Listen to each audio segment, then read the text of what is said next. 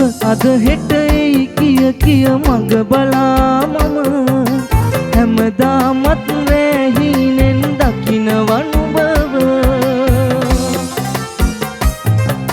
නුඹ අද හෙට එයි කිය කිය මග බලා මම හැමදාමත් රැහිනෙන් දකිනවා නුඹව.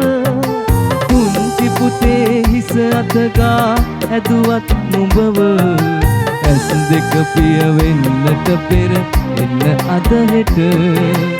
ඇස් දෙක පිය වෙන්නට පෙර එන්න අද හෙට. මගේ හුස්ම ඩිංග යන්නට මතින් සුදු පුතේ ගෙදර එන්න දැන් ඉතින්. මට නුඹේ මුහුණ බලන්න නැත්නම් ඇස් පියාගන්න